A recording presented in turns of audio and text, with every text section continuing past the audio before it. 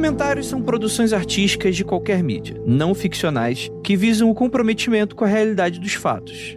É claro que, assim como na ficção, acaba sendo, no fim das contas, uma representação parcial e subjetiva da realidade, comprometida muitas vezes com um certo viés. Mas muitos documentários das últimas décadas têm se mostrado populares por tentar ir além da própria realidade, como metanarrativa, tornando-se não apenas uma peça que visa explorar um fato, mas se tornando parte deste mesmo fato. E no programa de hoje, a gente se reúne para debater responsabilidade, debater metanarrativa e falar bastante sobre documentários que chamaram a nossa atenção e que se comprometem, ou talvez não tanto, a explorar o mais fundo possível em histórias tão inacreditáveis quanto a ficção nos mostra. E a gente já volta logo depois dos recadinhos.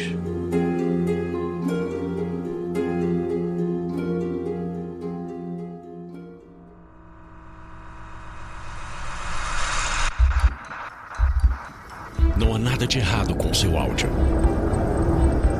Adentramos agora através dos seus sentidos. Estamos preparando você para o que vai acontecer nos próximos minutos. Além do que conhece por tempo e espaço, o contato com algo além. Não conte para ninguém e nunca olhe para trás, pois este é Mundo Freak Confidencial.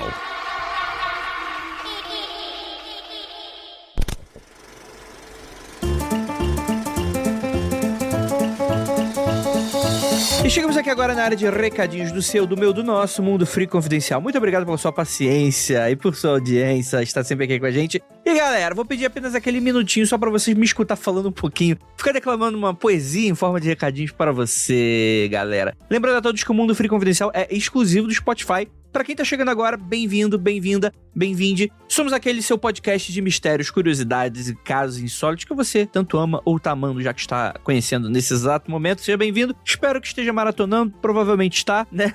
Pra se juntar aí com os nossos ouvintes, que toda vez que termina a maratona, fala, vou ter que esperar agora uma vez por semana. É do jogo, gente. Vamos lá então, recados importantes. Vamos falar aqui da Freak Trip pra Quixadá com a Grande Rota. Cara, é o nosso sonho viajar por lugares de história e com bastante mistério. Ainda mais viajando com os ouvintes. Você gostaria de se juntar, né? Você confia em mim? Venha, pega na minha mão. Eu prometo pra você que eu não te levo pra Jacarepaguá nem pra Belfor Roxo. A gente vai pra Quixadá e vamos viver altas histórias maneiríssimas. Entra lá na granderota.com.br/Mundo Freak 2022. Lembrando que todos os links que eu cito aqui nos recadinhos estão no post desse episódio, lá no nosso site mundofreak.com.br, tá bom? Dê uma olhada lá, a gente vai ter altas aventuras e vai ser bem bacana. Inclusive, conversando com a galera da Grande Rota, a galera que já mora próximo, moro próximo de Quixadá, eu não sei se vale a pena, porque vai ter custeio de viagem, até esse tipo. Galera, se você tiver esse tipo de dúvida, entre em contato com a Grande Rota. Quem sabe acaba rolando um desconto, alguma coisa aí que possa ajudar você nessa situação. E, cara, a gente vai ter bastante oportunidade de se encontrar. E agora tem um recadinho muito especial. Nosso queridíssimo Jaca Freak, né? Só Rafael Jacaúna, a partir de hoje está abrindo a loja de camisetas e outras bereguedins do Rafael Jacaúna. Ele, pra quem não sabe, o Rafael faz altas lives na Twitch, tá com um público bem maneiro. Então, ele tá aí com essa loja de camiseta. E olha só, galera, lembra das nossas camisetas do Mundo Freak? A boa notícia é que elas estão de volta na lojinha do Rafael Jacaúna. Então, camisetas de qualidade, estampas exclusivas e todo o carinho e dedicação da marca Jaca Freak, junto também com a gente, né? São todas aquelas estampas, desde as novas, as antigas, até a camisa do Magicão, do Piruleta, lembra como se fosse um whisky, né? Um bourbon, Piruleta, né? De marca. Você pode ver todas essas estampas entrando lá na jacafreakstore.com. Então, entra lá, novamente, links vão estar aí para vocês. E agora, anúncios de quarentena. Vamos lá. Anúncios de quarentena. Galera, hoje eu vou falar aqui da Sans. Ela é uma ilustradora paraibana que desenha ilustrações desde as infantis até as de fantasia, né? Com aquele pezinho ali, com essa galera mais game das ideias, ó, energia lá em cima. Faz ilustrações, character design, foco temas de fantasia com traços mais cartoonizados. Galera, eu dei uma olhadinha aqui no trabalho da Sam e, cara, que delícia. É uma arte muito diferentona, super cartoonizada, colorida. Cara, uma arte muito cheguei, assim. Se você tá precisando de alguma commission, algum tipo de trabalho artístico pensado pra esse volume, sei lá, tipo um livro infantil, um livro de fantasia, um quadrinho, um pôster, cara, tem muita coisa aqui bacana. Entre em contato lá com a Samara e eu tenho certeza que ela vai atender aí o seu pedido. Vou deixar no post desse episódio o Instagram dela e o ArtStation com os seus trabalhos, tá bom, gente? Então é isso. Galera, esse podcast ficou maravilhoso. E eu espero vocês nesse e no próximo. Então, bora escutar? Bora lá!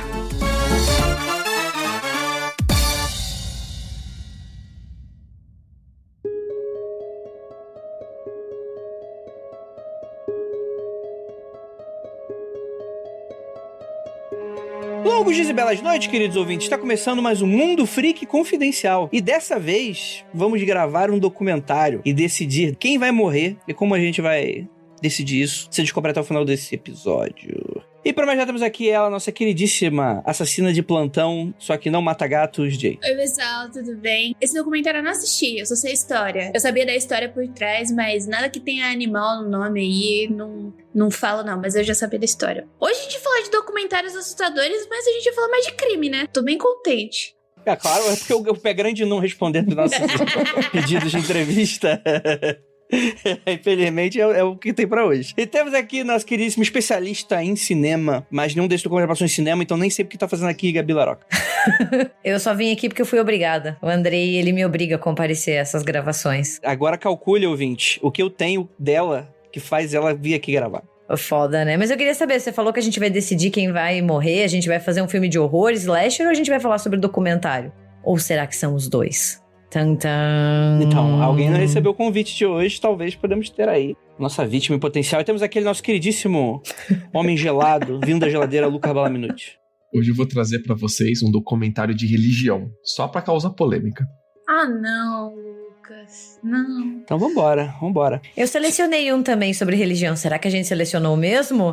Tum, tum. Eu gostaria de falar que o Cientologia é um tema banido no nosso Mundo Freak, tá? Só pra deixar bem claro, assim, antes de começar. E temos aqui a convidada maravilhosa que já esteve com a gente diversas vezes, nossa queridíssima Fernanda Talarico. E aí, minha querida, tudo bem? Olá, Andrei, tudo bem? Eu lembrei do Você Decide, lembra daquele programa Sim. da Globo que você decidia o final? Então, a gente vai fazer mais ou menos isso no episódio de hoje, né? Você decide quem morre no final desse episódio. Exatamente. E você decide que teve um episódio que foi gravado na rua de casa, que é pertinho do Projac, no Rio de Janeiro, Jacarepaguá, e foi gravado na rua. Não lembro, porque eu era criança, então é isso. É só isso que eu tenho pra dizer. Mas você participou? Não.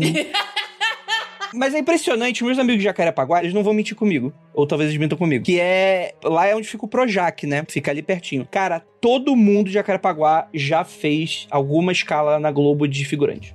Menos eu. Porque eu fui pro outro lado, decidi pra outra direção. Mas, cara, tios, tias, vizinhos... Eu sabia os valores, o que dava de comer, sabia de tudo. Fiquei a curiosidade do mundinho do Andrei. Quando eu era novinha, eu achava que Jacarepaguá era o nome de um estúdio mesmo. Ah, mas o que acontece lá só pode ser ficção.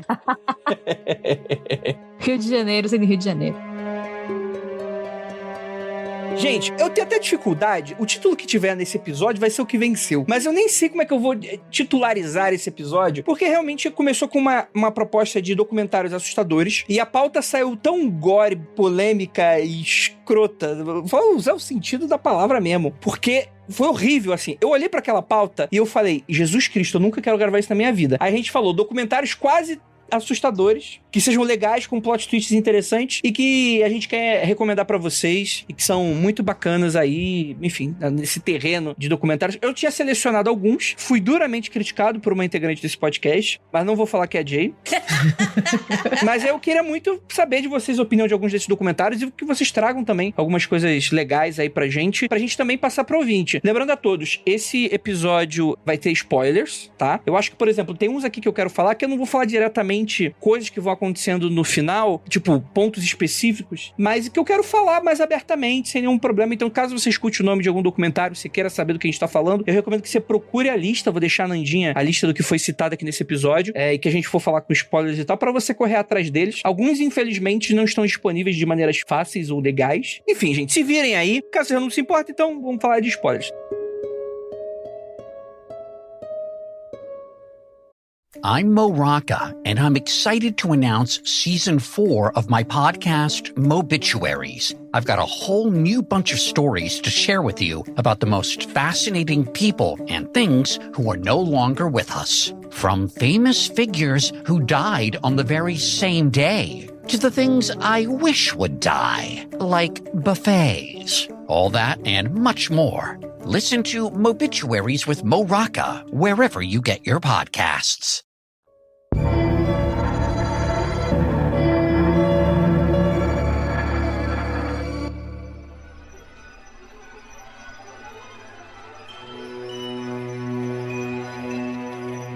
Cara, eu vou comentar o que é o mais clichê de todos aqui, talvez, da lista que eu tinha montado, que provavelmente a maioria das pessoas já assistiu ele, foi lançado em 2015, que é o The Jinx. Todo mundo aqui assistiu? Aham.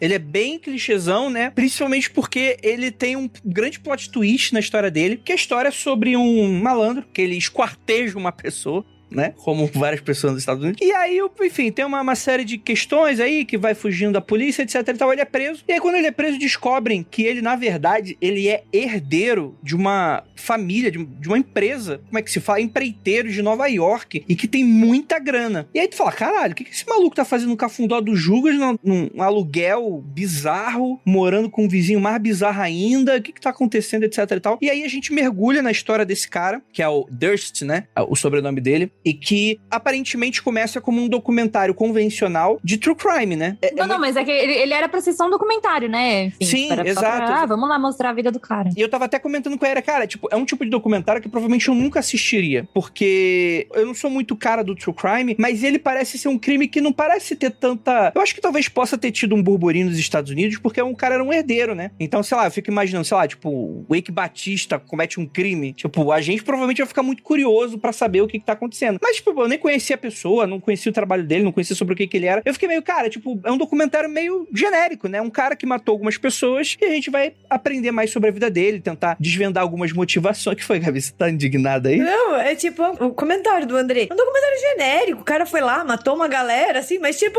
cotidiano, né? O dia a dia de alguém, assim. Todo americano é mais ou menos assim. Vamos dizer que o serial killer nos Estados Unidos é terça-feira, né, gente? Pelo amor de Deus, né? Vamos ter que combinar isso. Você sabe o que é legal desse documentário? Porque eles começaram a gravar meio do tipo, vamos contar a história aí desse ricaço, sendo que todo mundo meio que dava uma passada de pano pra ele. Ele tem até um filme, né? Filme ficcional, que o Ryan Gosling vive ele. Cara, isso é muito bizarro. Você ter um filme de você mesmo com o Ryan Gosling no casting, cara, que doideira. Não, e pensa, o filme foi lançado em 2010. E o filme chama Entre Segredos e Mentiras e tal. Só que o filme, o André ainda não chegou no grande plot twist, né, desse documentário do The Jinx. Mas o filme mostra, assim, a história dele. Mais ou menos o que se imaginava que era verdade e tal. E aí, em 2015, quando The Jinx foi gravado, descobriram que não era bem assim. Exato, exato. Eu entendo e concordo com você. Eu também não assistiria. Tipo, não ficaria tão ligada se não fosse pelo grande plot twist. Mas assim, do jeito que você tá falando, parece que só pelo plot twist e tal. Mas de fato é interessante porque ele é um cara cercado de crimes, só que ele nunca foi condenado, né? E em contextos diferentes, o que dá a entender que, tipo assim, a pessoa que tá escutando aqui a gente agora, eu posso ter dado a entender que ele era como se fosse um serial killer. E não é exatamente isso, né? Ele parecia ser um cara muito frio, só que passional. Então eram crimes muito contextuais de coisas que aconteciam com ele, muito mais do que uma vontade de sair matando pessoas, né? Na verdade, uma bola de neve que acontece com ele. É uma bola de neve, exato, né? Aí a gente descobre que ele era acusado, né? Chegou a ser investigado, nunca foi, enfim, condenado pelo desaparecimento da esposa, né? Há 20, 30 anos atrás, né? Que não deu em nada. 40 anos atrás já. Já deu 40. 40 anos atrás. E aí você tem essa questão de que logo depois morre uma pessoa que vai ser bastante importante de testemunha, que vai ser investigada, que é amiga pessoal dele, né? Isso anos, décadas depois. Aí depois com ele matando esse vizinho e fazendo uma fuga muito maluca dele se vestindo de mulher e sendo preso no Walmart porque roubou um sanduíche no meio de uma fuga. Tipo, ele só foi preso por causa disso, né, cara? O que dá a entender que, claro, né, ele só passou tanto tempo solto dessa maneira porque, porra, era branco, rico, homem, né? Então, foda-se, ele meio que fazia o que ele quisesse e ninguém corria muito atrás disso, né? E aí, nesse último, ele se livra, mesmo ele sendo considerado... Enfim, ele fala que matou e esquartejou o homem, mas ele foi inocentado porque legítima defesa, né? E aí, enfim, é super estranho tudo que vai acontecendo e tal. E aí você tem um grande plot twist que você dá do 4º pro 6º episódio, que existe uma nova evidência sendo descoberta no limiar do documentário sendo gravado. E é meio que uma evidência, na verdade é uma prova, né? Muito física, e que meio que prova que o cara realmente matou todas aquelas pessoas e que não é... Porque até mesmo o documentarista falam, cara, eu não tô aqui pra julgar se a pessoa matou ou não, eu tô dando o benefício da dúvida, porque eu quero contar uma história de um ser humano complexo e que, tipo, nada foi comprovado e não sou eu que vou fazer esse julgamento final. Pelo menos é o que ele fala em dado momento da gravação do documentário. E quando você tem essa descoberta da evidência, o documentário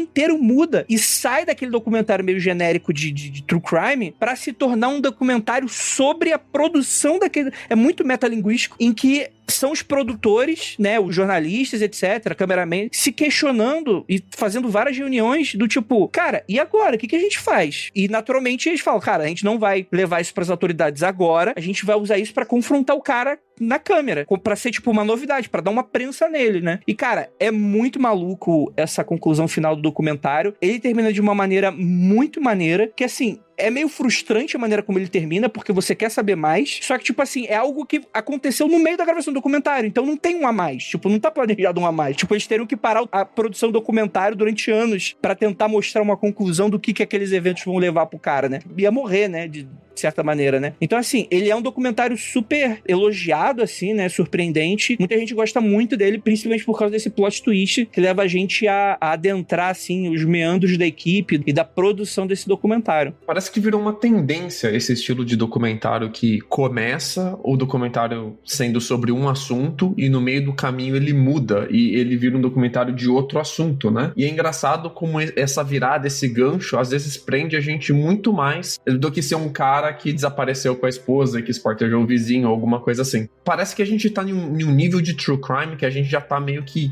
balizado, né? A gente já tá um pouco... Vamos lá, porque eu meio que tô cansada desses documentários.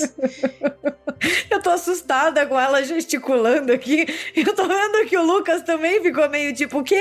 O que está acontecendo aqui? É que a gente precisa parar com esse tipo de documentário. Esse tipo de documentário precisa acabar, entendeu? Porque ele não faz serviço nenhum pra sociedade. Ele é o tipo de documentário que ele não tem que ir pra frente, você entendeu? Pera, de qual documentário você tá falando? Do The Jinx. Do The Jinx? É um documentário extremamente sensacionalista. É isso. Esse é o documentário. Não adianta você querer tratar de um caso de true crime a partir do cara que ainda tá vivo pra contar a história dele, sendo que o problema não é a história dele. O problema, tanto que eu nunca assisti o documentário The Jinx, porque eu já conhecia a história como o desaparecimento de Catherine Durst, que é o desaparecimento da mulher dele, que por sinal, na época ela era novinha e ela tava prestes a se formar como médica. E foi mais ou menos assim o desaparecimento dela. As coisas no casamento deles começaram a piorar muito, porque ele era muito rico e ela era, tipo, classe média normal, entendeu? Não era rico que nem ele. E as coisas começaram a piorar muito no casamento dos dois. Ele era muito, tipo... obsessivo, não deixava ela fazer nada, ela não conseguia sair direito, enfim. Ela tinha uma melhor amiga, e essa melhor amiga chamou ela pra ir numa festinha na casa dela, tipo, encontrar os amigos. E ela pegou e recebeu uma ligação do Durst, e a Catherine falou pra amiga dela, olha, eu acho que as coisas não estão boas, e se eu desaparecer, você já sabe o que aconteceu. E a amiga dela ficou assombrada até hoje, porque ela de fato desapareceu, nunca encontraram o corpo, e nunca foi investigado de fato o desaparecimento da Catherine. Então, caso você queira saber mais sobre, tipo, a história da Catherine, tem um podcast que se chama Disappearances, que tem lá Catherine Durst e conta a história dela. Então, tira a notoriedade desse cara, que o que aconteceu foi... ela some e ele acaba pagando uma amiga dele chamada Susan Berman, que tem filiações com a máfia. Por sinal, ela é filha de um mafioso. E os dois, eles foram colegas antes na faculdade, alguma coisa do gênero. E depois de algum tempo, conseguiram achar que ela começou a receber dinheiro do Durst em determinado momento, como se fosse pra cobertar uma espécie de álibi pra ele. E depois ela aparece morta. Por quê? Porque começaram a dar ouvidos à amiga da Catherine e a Susan foi chamada pra falar sobre. Quando a Susan foi dar entrevista sobre o desaparecimento da Catherine, ela morre com um tiro na cabeça, como se fosse feito por a máfia mesmo, entendeu? E daí parece que o vizinho sabia disso e foi por isso que ele esquartejou o vizinho. Então foi uma bola de neve, tudo a partir do desaparecimento da Catherine, que até hoje não se sabe o que aconteceu. Então, tipo, você fazer um documentário que fala da vida do cara e simplesmente deixa o desaparecimento da esposa, que é o principal, em segundo plano, pra mim não é eficiente pra um documentário, entendeu? É um tipo de documentário de crimes reais que eu não concordo, que eu não acho que seja um documentário válido. É um documentário sensacionalista. Mas quase todos os documentários de true crime têm em diferentes níveis essa pegada, né? Você não tá assistindo um material criminal, você tá assistindo um show de entretenimento e por isso eles vão variar de pouco pra muito, né? Nesse tom sensacionalista, né? É que tem toda a discussão do que é entretenimento e do que é jornalismo, né? E aí, até assim, de um jeito ou de outro, o The Jinx mudou o rumo da investigação, assim como várias outras produções, a gente não precisa ir longe, né? O caso Evandro também fez isso, mudou o rumo das coisas. Eu ia mas justamente citar a comparação, sim. Não querendo dizer que o Ivan tinha a intenção, ou enfim, mas ele nunca poderia imaginar que no final ele conseguiria mudar toda a história. Sim. Mesma coisa de Jinx. E aí eu só queria falar um pouco dessa coisa que você falou de entretenimento e jornalismo, Lucas, porque, quer dizer, você não falou de jornalismo, né? Mas que todos têm entretenimento. E sim, não tem como a gente tirar. Até teve uma discussão uma vez que era do Andrei com o Ivan Mizanzuki neste mesmo podcast, sobre o que é entretenimento, o que é jornalismo. Pra mim, nesse caso, os dois andam muito juntos. Infelizmente, não tá na mão do produtor, né? Do criador de conteúdo, o que a obra vai virar. Todos esses casos, a obra vira entretenimento, ao meu ver. E aí, eu acho que o que a Jay falou é bem isso, assim, vai um pouco de quem você vai colocar como protagonista dessa sua produção, né? Quando a Jay começou a falar, eu comecei a pensar muito no caso do Evandro, mas também faz todo sentido, porque daí os protagonistas são as vítimas, e não esse cara, né? Então, enfim, acho que tudo fez muito sentido o que a Jay falou também pra mim. É que eu acho que no fundo, assim, a gente acaba se deparando com esses documentários, eles indo justamente pro consumo, e daí eles têm que atender as expectativas do público. E o público, ele não vai querer um relatório de criminologia, né, assim, então acaba sendo moldado mais, e isso acaba caindo em uma pegada sensacionalista, porque eu acho que daí, e assim, não é passar pano, não é isso. É só tentar entender, talvez, por que essas produções, elas se voltam assim, porque o público, às vezes, tá, infelizmente, mais interessado nos assassinos do que nas vítimas, né? E a gente vê muito essa pegada, por exemplo, como a gente tava comentando aqui nos bastidores, do John Wayne Gacy, que às vezes as pessoas estão mais interessadas na ideia do palhaço assassino do que em saber realmente o que aconteceu, né? E as plataformas, elas de streaming, elas acabam se voltando pro público, porque elas estão interessadas em, né, que os seus assinantes gostem. E daí acaba que muitas dessas obras caem, né, no sensacionalismo e acabam, às vezes, ou falando do mesmo ou até desrespeitando as vítimas, como a Jay falou, porque daí você tem um foco só nesse homem rico, branco, que fez um monte de merda e você esquece as pessoas que tiveram suas vidas dizimadas ou, né, interrompidas por causa dessas pessoas. Faz todo sentido o que você diz, Gabi, principalmente quando você vai conversar com as pessoas, por exemplo, que ouviam um podcast do caso Evandro e abandonaram na parte que fica muito só sobre autos do processo, que quando começa a focar nesse lado um pouco mais burocrático, né? Técnico, que daí é isso, vamos aprofundar aqui numa coisa interessante, quer dizer, que seja interessante pra você descobrir, pra você chegar, mas que não tem mais tanto sangue, não tem mais tanto detalhe sórdido, não tá focado nem nas vítimas e nem nos supostos agressores, as pessoas largavam. Eu conheço muita gente que parou de ouvir o caso Evandro no meio e voltou mais pro final. Então, é uma faca de dois gumes, né? Porque também você não produz as coisas para que elas sejam engavetadas e que elas não sejam consumidas. Então, até onde você vai com entretenimento e com o que é ético e respeitoso para as pessoas, né? Sim. O que eu tava tentando notar, que tem nada a ver com essa discussão... Desculpa, Lucas, fui eu que fiquei exaltada. Muito boa essa discussão, 10 de 10. Agora vamos falar sobre outra coisa.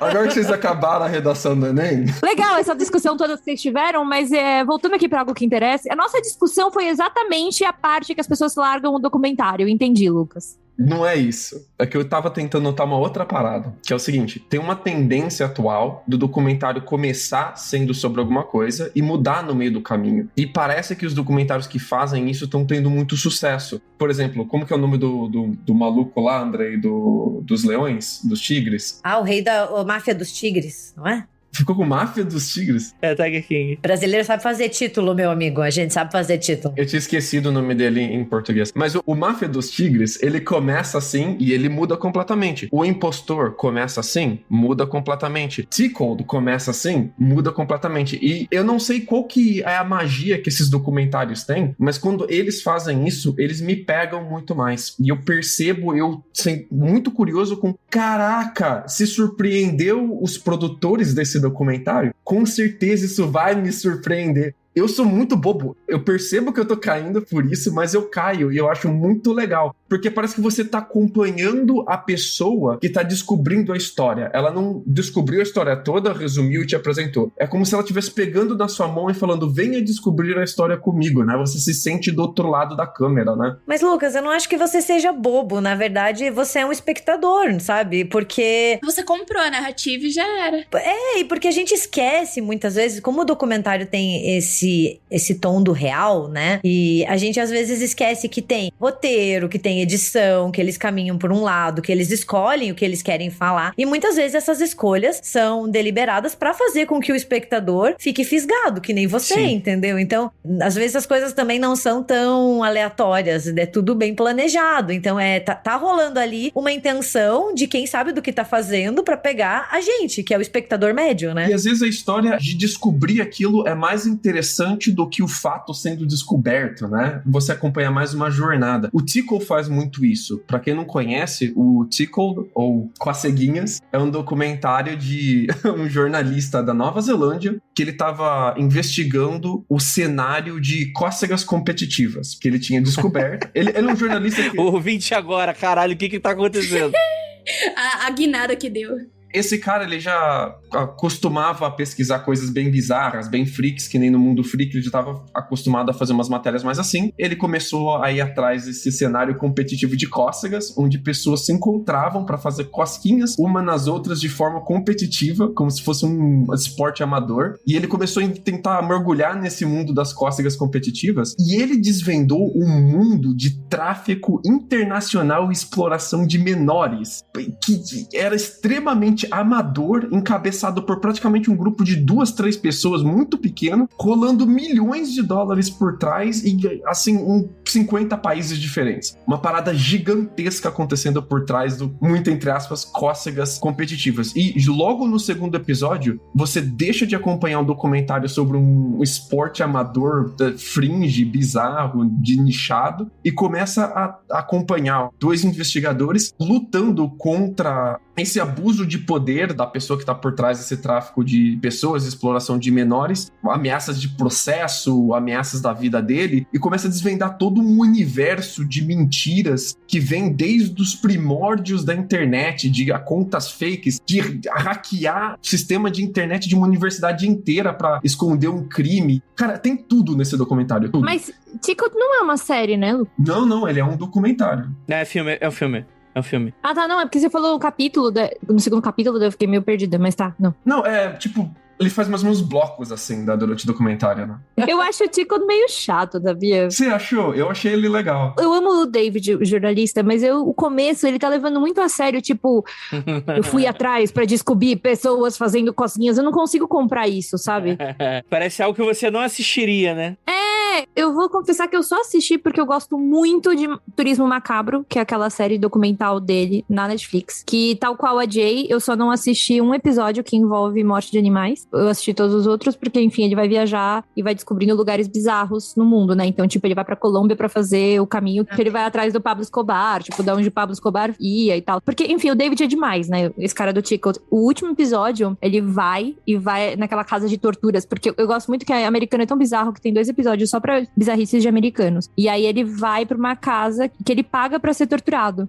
Aquilo lá é genial, assim. Na verdade, ele nem paga, ele dá a ração. Porque, enfim, as pessoas gostam de cachorro. Eu tive a reação oposta, a reação contrária. Eu não gostei de Turismo Macabro. Eu comecei a assistir e falei, meio boring, tem umas partes que ele dá uma forçada. Mas ele dá essa forçada em Tickled, Lucas, pô. Eu gostei de Turismo Macabro. Você gostou? Mas eu assisti com o meu, sei lá, meu companheiro, marido, namorado, sei lá, né? Sabe, sei lá, o rótulo. Coitado do Matheus, Capi. E daí, ele olhou pra mim e falou assim, você não achou um pouco sensacionalista, assim, ele chegar nas outras culturas e falar assim, meio aquela coisa do outro, né? Daí eu comecei a olhar com outros olhos, mas eu me diverti. Só que depois eu comecei a refletir, assim, se eu não tinha comprado demais o discurso do exótico, sabe? De você olhar uma cultura, macabro. Nem pra aquelas pessoas talvez não seja macabro, é sempre o olhar do homem branco, né? Isso que me pegou um pouco. Eu super concordo, Gabi, principalmente porque o primeiro tem uma coisa meio que ele fala do Brasil, eu acho. Tipo, ele cita o Brasil. Então eu fiquei meio incomodada. Só que quando ele faz 2 episódios pros Estados Unidos e um episódio que ele vai ver pessoas que...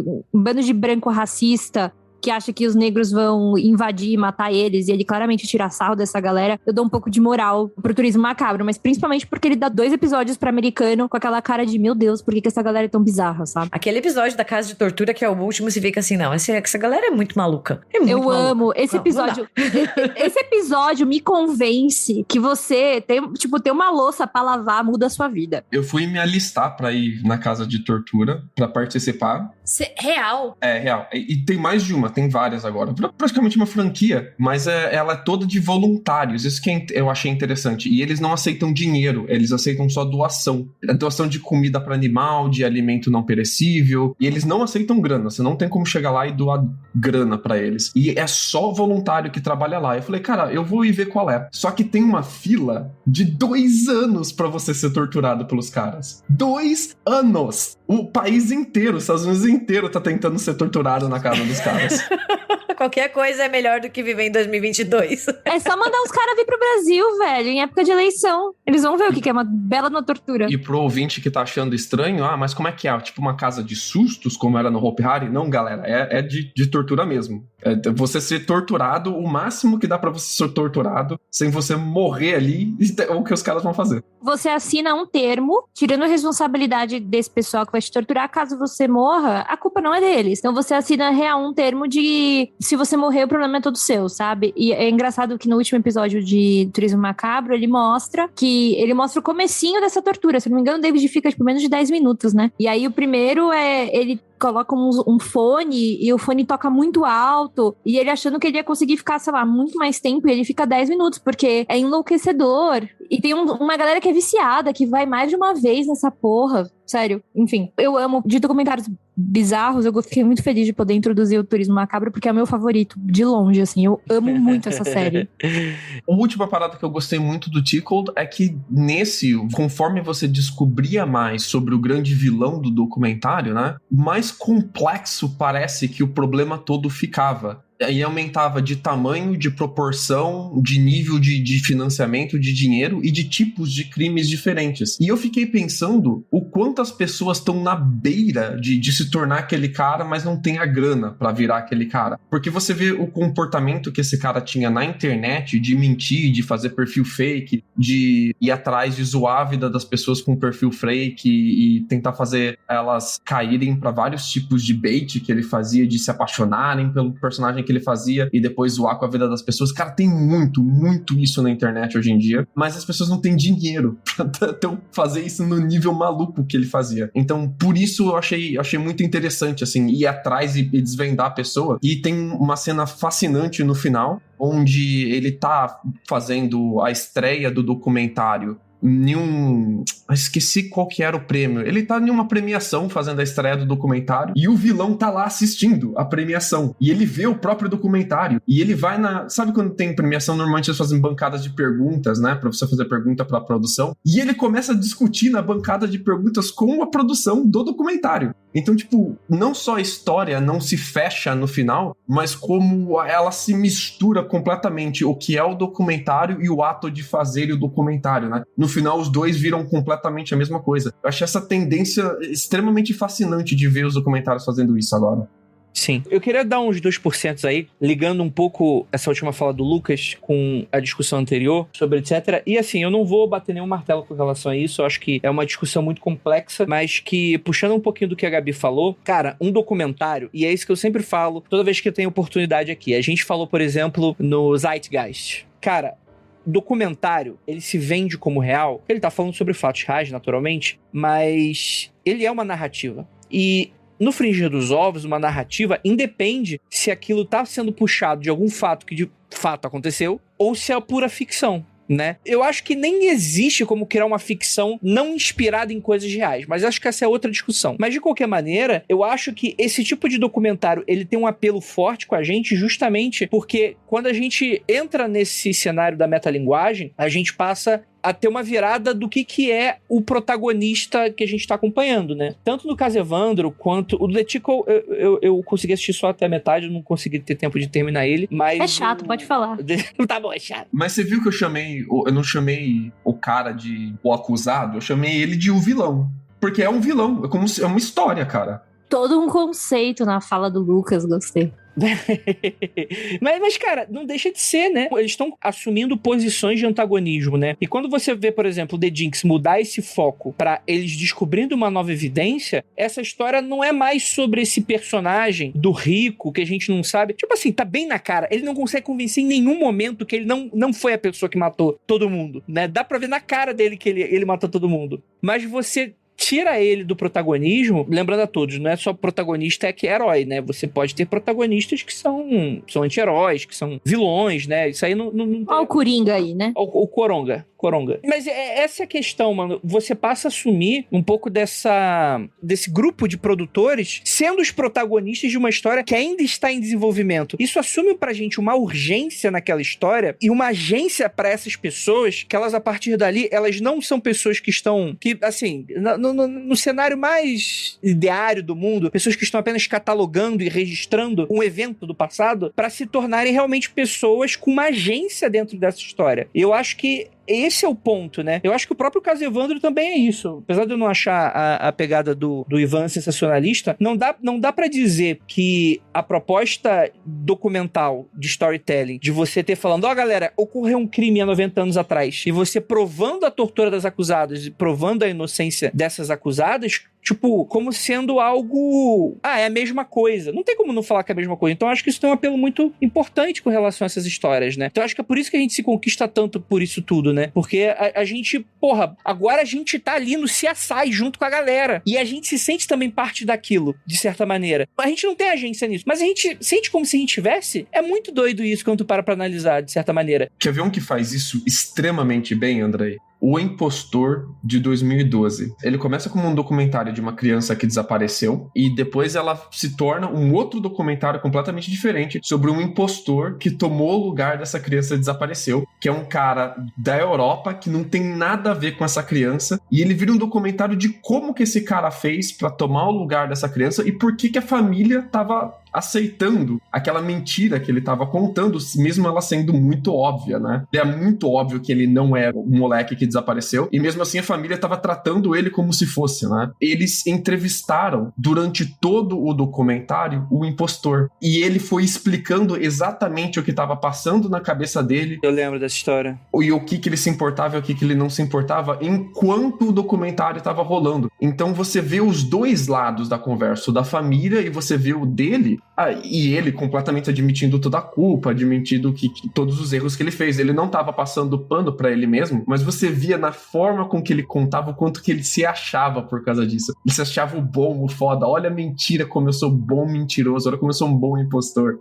Isso expõe muito uma riqueza, e eu vou chamar de personagem sem medo de errar. Como narrativa, isso aprofunda essa dimensão, que, sei lá, talvez não seja útil para a sociedade como um todo, e essa discussão é algo que eu nem tenho opinião formada sobre isso, mas é interessante porque, como personagem, ele se torna muito mais interessante. Porque, cara, quando tu tá lá, por exemplo, no Jinx, quando eles finalmente têm a entrevista final deles mostrando a evidência, cara, você não consegue desgrudar da tela. Tipo, é aquele documentário que você fica com o celular o tempo inteiro. Que tipo, beleza, tem as evidências e tal, porra, o cara é assassino. Mano, quando ele tá sendo confrontado naquele momento, mano, é o agora, é a agência, é o cara...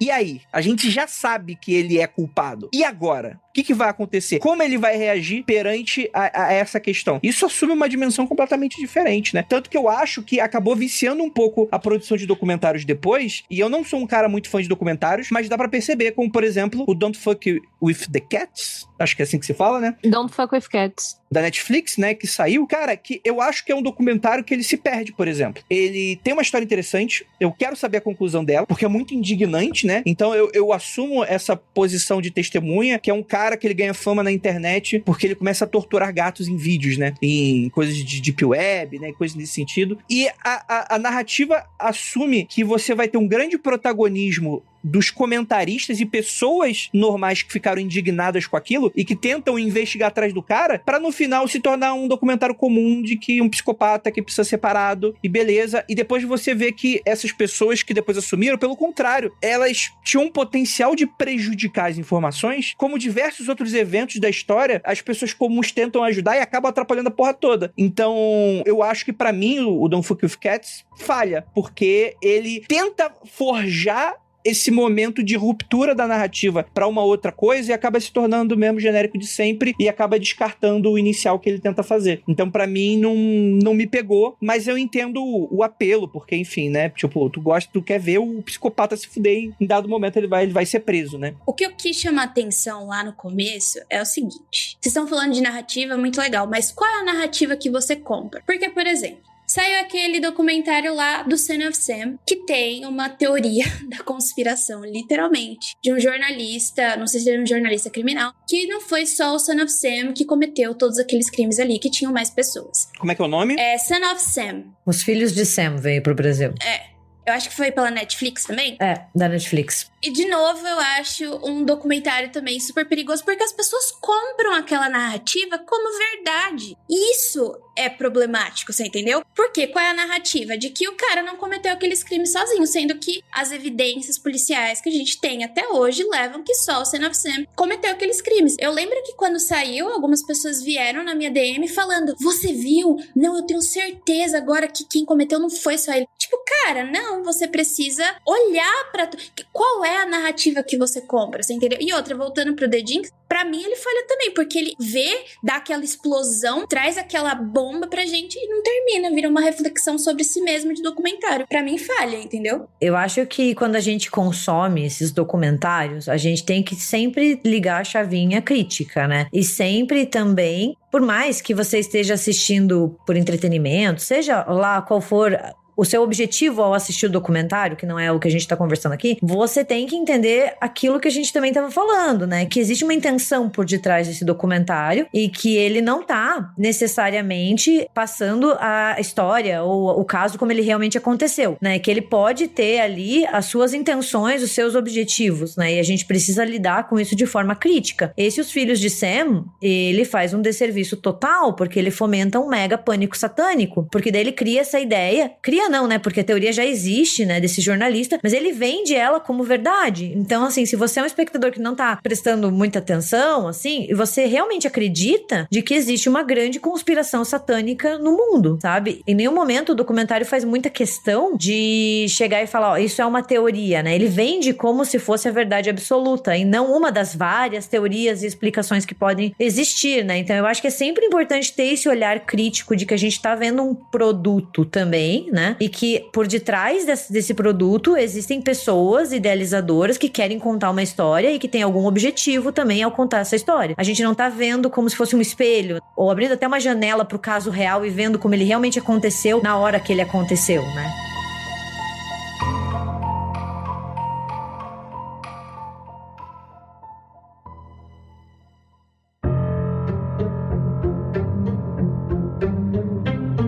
Tudo que a Gabi falou me fez lembrar, inclusive, de um documentário muito bom da Netflix que chama A Terra é Plana. E ele é bizarro. Ai, gente, eu tô muito feliz, sério. Hoje é muito o meu programa.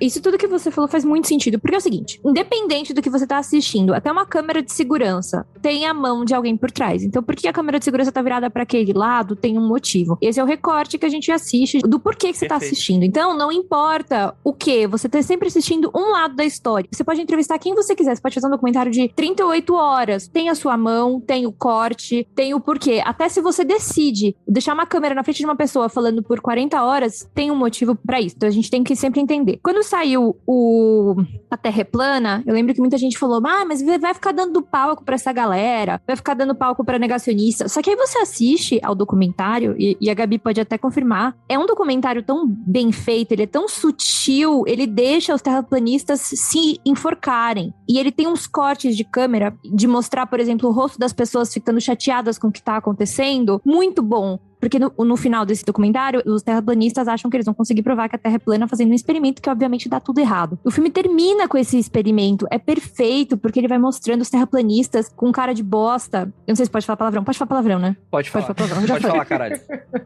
E aí tem os terraplanistas se xingando de que eles são todos desestruturados também. E eles acham que as pessoas são... É muito bom. Eles acham que as pessoas são reptilianos. E aí tem uma menina que fala assim, ela é terraplanista, só que tem uma corrente dos terraplanistas que acham que ela é uma grande reptiliana. É muito bom. Tudo isso pra dizer que, assim, dá pra você dar palco, por exemplo, pra terraplanista, mostrando que você que tá gravando não é a favor daquilo. Só que, assim, eu acho um pouco... Talvez eu me enforque falando isso, mas, assim, é um pouco antiético até você falar pros caras que você tá querendo fazer um documentário sobre... Dando a entender uma parada... Exato. E aí você distorce tudo. Mas, enfim, isso, né? Ele é terraplanista. E aí um documentário que não é tão bizarro, mas também tá na Netflix, é aquele documentário Rocco, que é sobre o ator pornô italiano. E também, assim, eu sou uma pessoa que tem questões com filmes pornôs, eu tenho muita coisa contra, principalmente esses pornôs mais antigos e tal. Eu fui assistir meio que pra entender a história, e é um documentário que, ao meu ver, também fala meio contra a indústria pornô, e como a indústria pornô traumatiza as pessoas que estão lá dentro. E aí, nesses cortes de câmera, eu nunca vou esquecer, tem uma cena de uma suruba, tá todo mundo se comendo assim, e eu tem acho uma menina... Que perfeita! Eu nunca imaginei que a gente fosse chegar nesse momento do Mundo Freak Confidencial. Eu tô muito feliz. Antes de começar a suruba, chegam pra uma menina e falam, você é meio feia de rosto, põe essa meia na cara. E aí ela coloca uma meia na cara, uma meia arrastão na cara. E aí ela vai pra suruba. E aí, o documentário não é explícito, não mostra sexo explícito, às vezes só dá meio a entender, uma coisa meio 50 tons de cinza, assim. E aí... tá lá rolando a suruba, e eles fazem um close na cara da menina, meio perdida na suruba, a menina que tá com a meia na cara. E aí ela fica meio, eu vou pra lá, eu vou pra cá, já me passaram a mão na bunda, mas eu não comi ninguém. E sério, enfim, tudo isso pra falar de novo, que documentário tem o corte dele, e às vezes você precisa entender qual que é a mensagem que tá sendo passada. E aí, voltando de novo ao que a Jay falou, qual que era a mensagem inicial que The Jinx queria passar? Sabe? Tipo, não dá pra entender, porque quando você dá palco, por exemplo, pro terraplanista, se você faz isso direito, você não tá dando palco, você tá mostrando que os caras não sabem mesmo o que estão falando. Quando você vai entrevistar um dos maiores atores pornôs da Itália, você tá mostrando como traumatizou... Gente, o cara é tão traumatizado que no enterro da mãe dele, tinha uma véia lá, que era amiga da mãe dele, chorando, ele botou o pau pra fora e botou na boca da véia. Meu Deus! Do nada. De tão maluco que ele era. Assim, de tão doido que ele ficou com lance, tipo, de pornô na vida. Então, assim, e eles falam disso no filme. Então não é tipo, olha a indústria pornô, que maravilha. É assim, fode a cabeça das pessoas. É isso. Você precisa ver o viés, né? E outra coisa, documentário não é a verdade. Ela tem um viés. Então, pelo amor de Deus, quando você for assistir essa é a principal mensagem de hoje. Quando você for assistir um documentário, não leve como a verdade absoluta do universo. Porque tem um viés por trás e você precisa entender qual é aquela narrativa que tá sendo contada, entendeu? É isso. Principalmente os de crimes reais, tá? Ah, isso me lembra que tem um documentário... Gente, esse documentário é bizarro. Mas assim, ele faz todo sentido depois que você começa a assistir. Ele chama O Pedófilo que Mora ao Lado. E aí, eles entrevistam um cara que é pedófilo, assumido, e ele vai procurar ajuda. Porque, na verdade, tem todo um conceito de que ele nunca exerceu a pedofilia, nunca fez nada, mas ele sabe, ele tem tesão em criança. E aí ele vai tratar isso. E aí o documentário mostra que é possível você tratar pessoas que têm essa tendência. E, enfim, é todo um novo... Você pensa, pô, você tá fazendo um documentário sobre pedófilos que são legais? Não, o viés é justamente mostrar que você pode tratar. Veja, não sei. Mas esse é o viés do documentário. E aí você vai depois, enfim, investigar e tal, entender o que tá falando.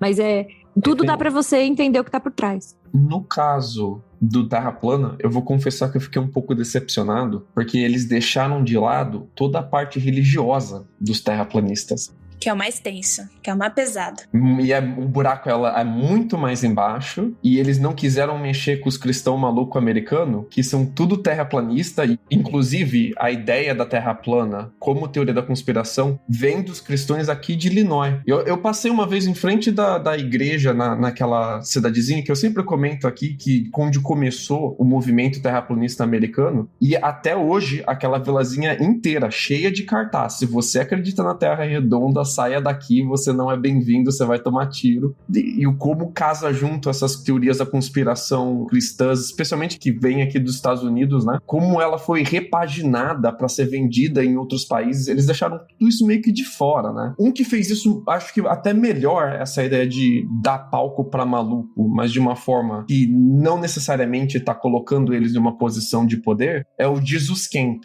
que é um documentário que mostra como funciona os acampamentos de criancinha de verão aqui nos Estados Unidos. E é muito comum, como não tem aula por 4 meses nos Estados Unidos, e os pais têm que trabalhar, você depositar a sua criança em um desses acampamentos de verão, onde ela vai ser monitorada, vai ficar com a criançada, vai praticar esporte. E tem acampamento temático de tudo. De futebol, de vôlei, de música, de pintura, de artesanato. O que você imaginar tem Summer Camp. E tem também summer camps religiosos, né? Que são de igrejas, mas eles não são necessariamente sobre a religião. A criança vai lá fazer atividades culturais, recreativas, e tem sempre aquela rodinha de reza, vai ter uma missa, mas não é tão pesado. E tem os que é pra valer. Entre esses que tem o pra valer, os Jesus Camp mostram que é muito pesado o nível de lavagem cerebral que eles fazem em cima das crianças e o como eles casam desde cedo política com religião. Porque no pé do altar não tá o Jesus, tava o Bush. E as criancinhas aprendem que o Bush é o novo Jesus, o novo escolhido de Deus, e que eles têm que louvar os políticos republicanos. E eles não estão com a câmera escondida mostrando isso. Eles convidam os cristãos malucos desse acampamento a mostrarem o lado deles, entrevistam eles para eles explicarem por que eles fazem isso. E eles perguntam, você não acha que você está pegando muito pesado? Você não acha que eles são crianças, são muito novos, não tem pensamento crítico? E eles explicam o porquê que eles acham isso, por que eles fazem dessa forma, qual que é a luta que eles acham que eles estão lutando, e assim eles acabam se enforcando também. Mas eles não fazem a parada do Terra Plana de deixar entender que o documentário é de um jeito e fazer as entrevistas e depois mostrar de uma outra forma. Eles explicam pra valer qual que é a pegada do documentário e deixa a galera falar mesmo.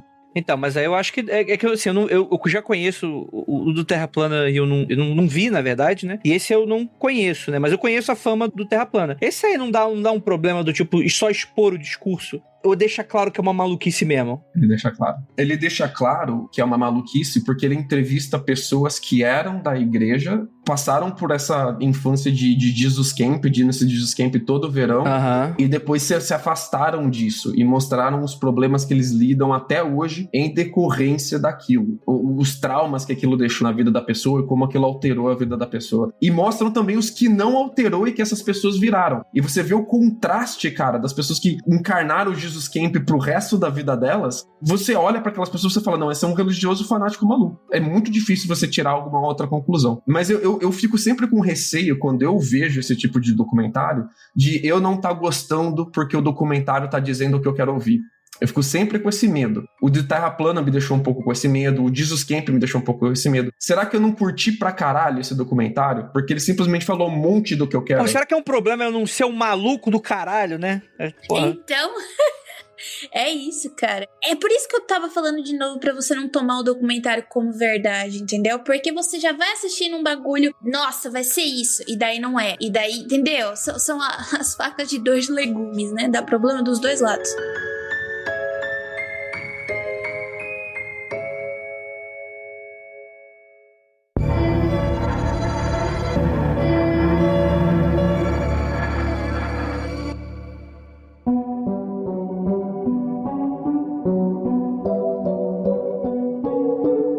Posso pedir uma opinião? Queria pedir a opinião da Gabi sobre o documentário do Conversations with a Killer, John Wayne Gacy, que eu acabei de terminar de ver. Nossa, quer me jogar pra fogueira, né, seu sacana? Eu terminei de ver esse documentário e eu pensei na Gabi, imediatamente. Sério ou não? Gente, eu achei, assim, novamente, né? Eu acho que a gente sempre vai, como a gente tava conversando, com esse olhar crítico, sempre vendo que tem uma intencionalidade por detrás e que é um documentário que tá vindo de uma grande plataforma de streaming, então, assim, também tem todo um valor comercial por detrás dele que tem que ser levado em conta. Mas eu gostei, eu tive dificuldade com o primeiro episódio, eu tinha comentado com o Lucas, assim, acho que eu dormi umas 4 vezes no primeiro episódio, foi difícil, mas eu persisti, porque eu sou uma pessoa que vai até o final, né? Me propus a assistir, e eu gostei, assim, eu achei interessante porque uma coisa que me incomoda bastante no caso do Gacy é o apelido do palhaço assassino, né? Que é essa ideia de que ele sempre é vendido como palhaço assassino e ele se vestia de palhaço em festas infantis, assim, em festas da comunidade, mas ele nunca assassinou ninguém vestido de palhaço. Esse apelido meio que pegou. E muitos documentários usam isso até hoje. E eu achei interessante porque o documentário não trabalha tanto nesse aspecto, sabe? Daí tem uma questão que me incomoda, porque aqui no Brasil ele veio como palhaço assassino, né? E nos Estados Unidos ele tava com o título só com Conversas com John Wayne Gacy. Então, assim, eu sei que o Lucas não gostou tanto, né? Você teve as suas questões. Mas eu achei ele... assim, um bom documentário. Não é o melhor documentário que eu já assisti na minha vida. Eu acho que a história do Gacy também já é bastante conhecida e bastante abordada. Mas eu achei que, às vezes, pra quem nunca assistiu, conhecer o caso por ele, talvez seja uma boa entrada, sabe? Porque ele fala bastante dos erros de investigação, ele fala das pessoas que tiveram a sua vida perdida, né? Então, talvez, pra quem não conhece... Ele é bem completinho, né? Ele é um pacote muito bem resumido, muito bem completinho. Pra quem não conhece, é legal mesmo. Talvez se você nunca ouviu, só conhece a palavra palhaço assassino e você entra por esse documentário, ele te dá um bom resumão, né, do que aconteceu sem cair nessas armadilhas muito sensacionalistas. E como ele tem muito áudio da conversa gravada entre o John Gacy e a polícia, e entre o John Gacy e o advogado dele, é praticamente como se você estivesse entrevistando ele, né? Não tem como você entrevistar o cara, mas... até porque ele morreu. Ele teve pena de morte e ele foi executado. Dá. A gente consegue. Traz a tábua de Ouija que a gente... A questão é, vale a pena invocar o espírito desta pessoa?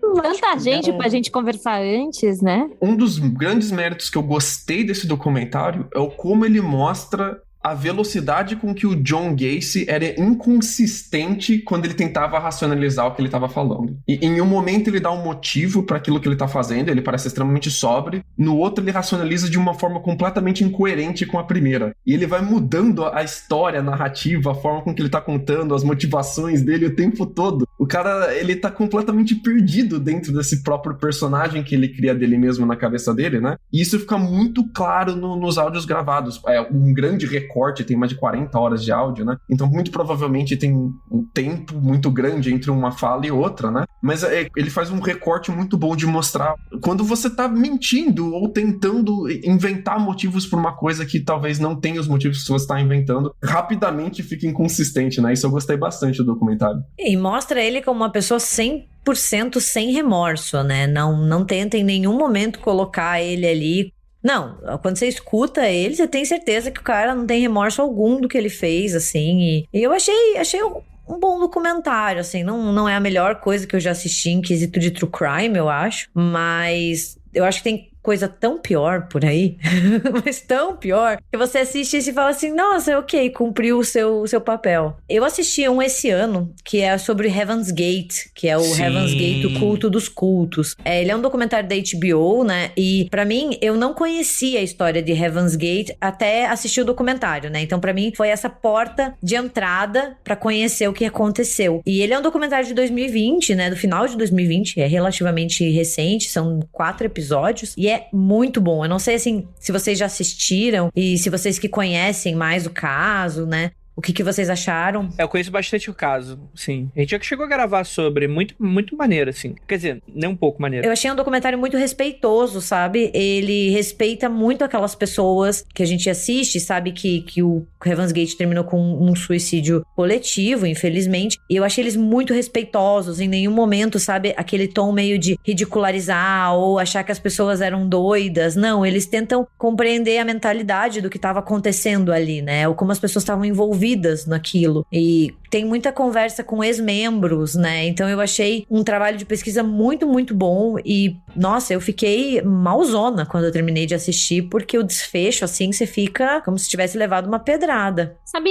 o que eu lembrei? Agora que você falou de um que me deixou bem traumatizada também da HBO, e aí, enfim, indo um pouco mais pra um lado mais de famosos, é aquele documentário do Michael Jackson, o Living Neverland, que é um documentário, eu nem sei dizer, assim, eu já mudei de opiniões tantas vezes desde que eu assisti esse documentário, e aí ele chega a ser nojento de, tipo, causar...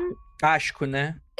Porque, cara, é muito difícil, assim, eu era muito nova quando começaram a surgir, acho que quando começou a surgir eu não era nem nascida, as declarações de que o Michael Jackson abusasse de crianças. Ele morreu e tinha 16 anos, então, tipo, foi muito complicado, assim, eu ainda tinha o Michael Jackson como um ídolo e tal. Aí quando eu assisti esse documentário, eu tive que parar, assim, foi uma das coisas que eu tive que parar e ir digerindo esse documentário. E aí eu queria perguntar pra vocês assistiram, vocês têm alguma opinião? Porque esse documentário que mostra, né, o lado de duas vítimas, e são 2 episódios, tipo, 2 episódios, assim, sei lá, acho que dá 4, 5 horas de documentário no total. Muito pesado, que vai desde quando 2 vítimas conheceram Michael Jackson até, enfim, como lidaram com os abusos depois de mais velhos. Tem gente até hoje que bate o pé falando que eles estão mentindo. É muito difícil dizer que eles estão mentindo, porque tem muita prova, tem muito vídeo, enfim. O que vocês acham? Não, eu gosto do foco que eles deram para as vítimas nisso. Eu acho que esse é um excelente exemplo, assim, de como você pode dar o foco na vítima, e eu gosto do fato de que eles não ficaram tentando explorar tanto o fato do Michael Jackson ser um ídolo pop, assim. Eles colocaram ele mais como uma pessoa mais normal. Assim, normal não, né? Mas uma pessoa não midiática, como ele é a pessoa como pessoa. Nisso eu gostei bastante desse documentário. Mas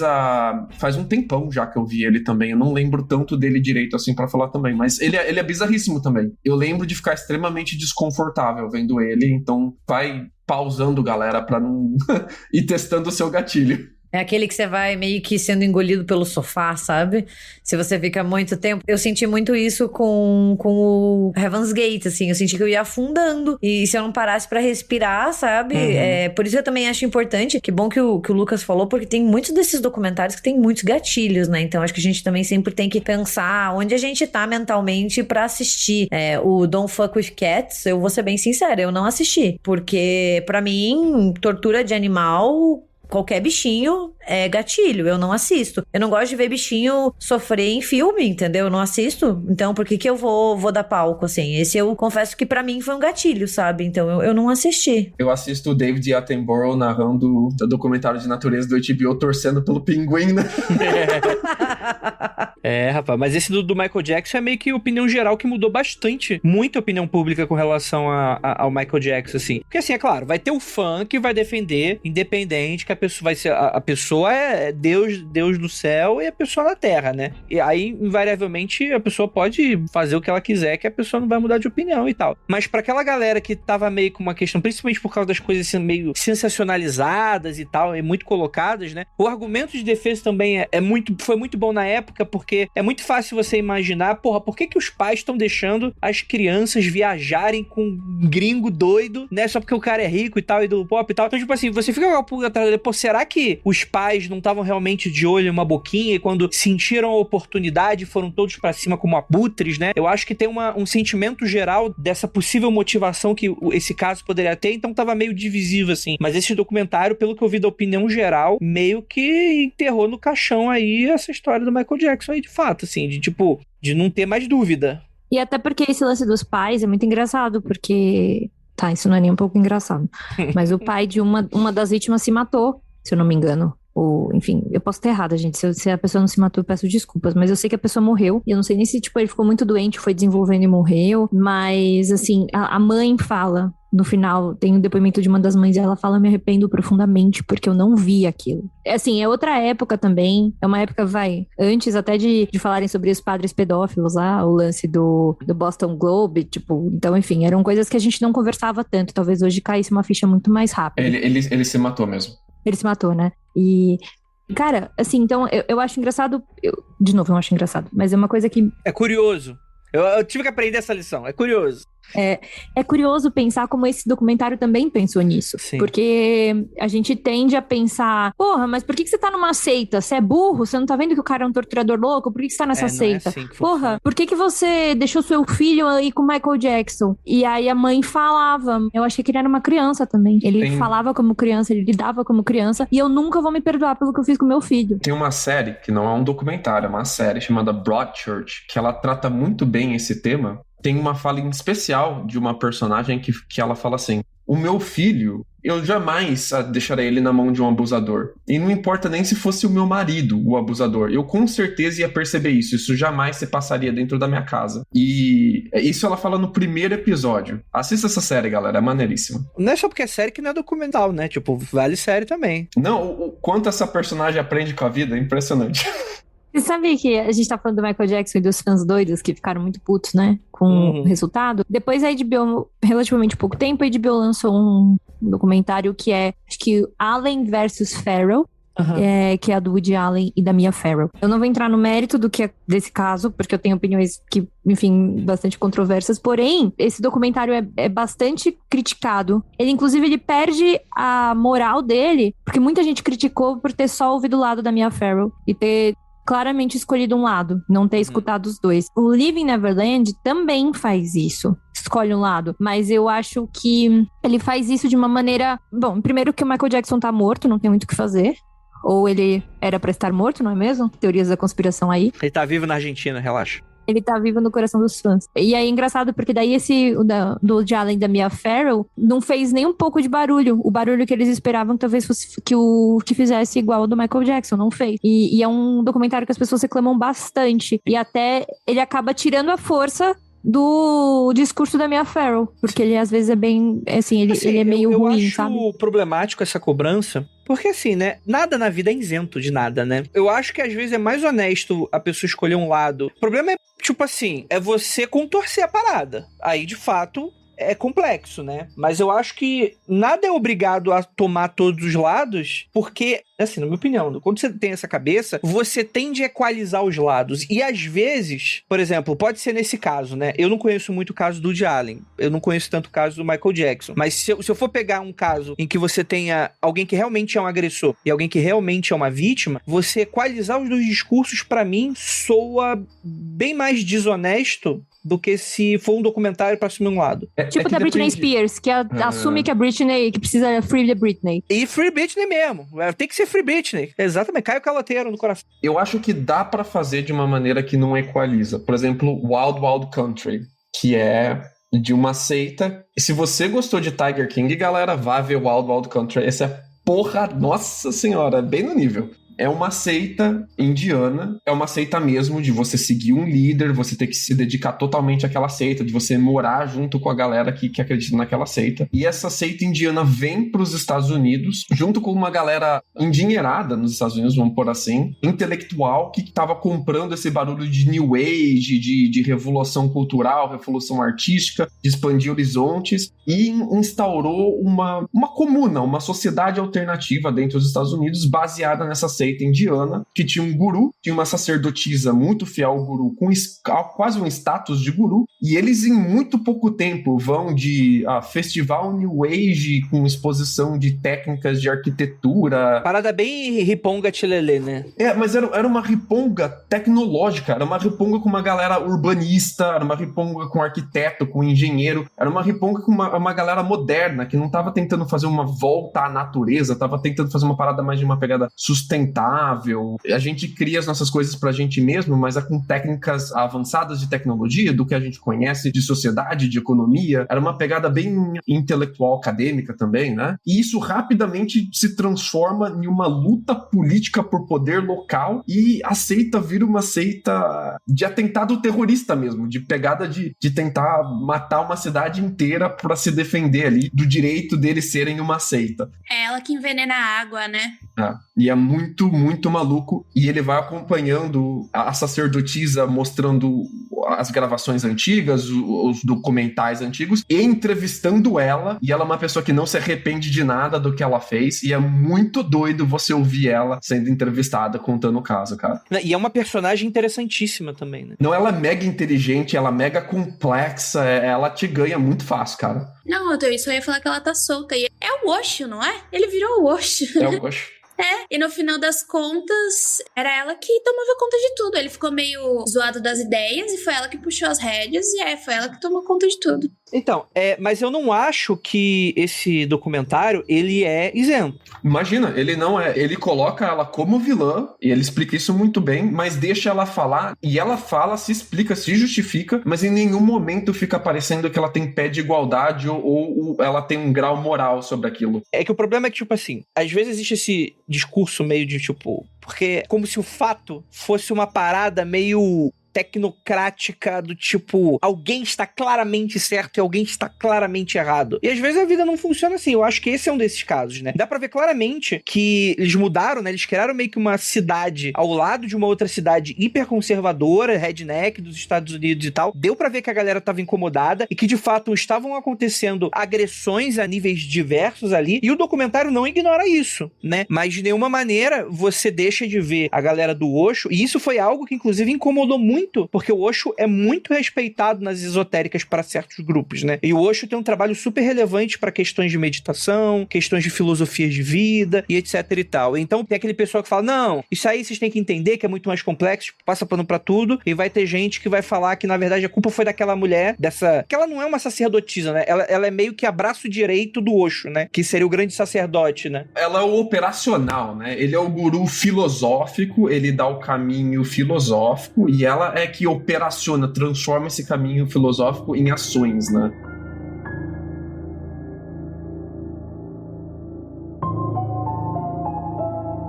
Agora, por exemplo, eu vou dar pra vocês aqui, um documentário que mostra um lado e é um cocô. Tipo, a questão não é tipo, fingir ser isento é um problema. Mas não necessariamente não fingir que é isento torna algo legal. Que é o Romanek, né? Que a gente tem um episódio sobre o Stan Romanek. Esse eu duvido, Fê, que você assistiu. Você com certeza assistiu isso. Mas recomendo. Ele é engraçadíssimo. Ele é uma peça de humor de 1h20 em que você tem um cara tendo contato com os alienígenas e tal. E tipo assim, e é muito interessante que naquele mesmo episódio que a gente grava, o Lucas fala uma parada que eu nunca tinha me atentado e depois eu passei a prestar atenção, de que existe todo um mercado de documentários nos Estados Unidos contratado por pessoas que querem mostrar só o lado dela, né? Esse é um desses documentários, por exemplo, né? Tem um que eu descobri recentemente, a gente começou a ver aqui em casa, chamado As Escadas, ou As Escadarias. E é que uma mulher rolou escada abaixo na casa dela e o marido dela... é aquele The Star Case. E o marido dela estava sendo acusado. Que vai sair agora a ficcionalização, né? Com Colin Firth até. E esse documentário foi encomendado pelo cara. E o cara, ele estava sendo acusado do crime de matar a esposa dele e não era a primeira esposa dele que morria exatamente daquela forma. Então, tipo, o documentário é inteiro da forma que o cara quis mostrar. Ele foi comprado pelo cara e ele foi feito para mostrar o lado desse cara. Falando da Netflix... O documentário da Netflix. E isso é um mercado, realmente. E você pode, pra quem não sabe, né? A Netflix, ela negocia direitos, né? Então, às vezes, o catálogo de um país não é o mesmo catálogo do outro. Ou um filme entra e sai de catálogo por causa que a Netflix tem direitos de exibição que são limitados em tempo e geografia. Mas, às vezes, ela compra uma porrada de direito em um pacotaço. E esses pacotaços vêm com um monte de coisa. E tem uns estúdios pequenos especializados em colocar o seu conteúdo, o seu documentário para mostrar a versão da história que você quer mostrar dentro desses grandes streams e embutindo nesses pacotaços de direito. E aí acaba que cai na plataforma. E tipo, a Netflix provavelmente nem tava nem aí que o Romanek tava na plataforma. Tipo, ela não se programou para lançar o extraordinário caso do Romanek. Mas ele comprou para mostrar o lado dele da história, cara. A parada é essa. Vamos aí produzir e botar na Netflix. Deixa eu cometer um crime primeiro. Aí vamos fazer isso. Então, e tem um outro da HBO também que eu assisti, assim, que eu fui sem saber e sem esperar muita coisa, que é o The Way Down, que é o God, Greed and the Cult of Gwen Shamblin. Eu não sei se o Lucas já assistiu, porque, tipo, é a história, né? Na verdade, ele é um documentário em 5 partes, se eu não me engano, 5 episódios. E ele segue essa mulher, né? Essa estadunidense chamada Gwen Shamblin Lara, que ela foi fundadora de um programa de dieta cristão. Putz, eu sei qual é. O que foi que ela ficou verde? E depois ela criou uma igreja, que é o The Remnant Fellowship. É tipo um grupo cristão, uma congregação cristã que ela liderava, né? Ela faleceu em 2021 em um desastre de avião. E o documentário, ele segue, assim, de como ela passou de guru de dieta para uma líder de igreja. E vai desvendando toda a imagem que ela criou, todas as práticas controversas, a ideia de perda de peso, sabe? Uma coisa que envolve Deus e perda de peso. E depois meio que vira um culto, assim, onde as pessoas não conseguem mais sair. Eu achei, né, mas eu tô falando aqui de uma parte muito leiga, né, como espectadora. Eu não conhecia nenhum detalhe do caso, eu nem sabia que essa mulher existia, assim, até me deparar com ele, e eu gostei bastante, assim, tipo, eu achei muito bom. Mano, o cabelo da Gwen, parece que ela colocou um cachorro em cima da cabeça dela. É bem de nicho esse negócio, porque a galera é tipo, eu não tenho certeza, foi ela que começou a fazer sucesso pela internet mesmo, por uns vídeos que ela fazia, porque eu acho que eu tô confundindo com duas. Teve uma que morreu por envenenamento de chumbo, que foi essa que ficou verde. E eu acho que tem essa também. Ela fazia uma dieta diferente. E daí ela foi emagrecendo. E ela usava muitas coisas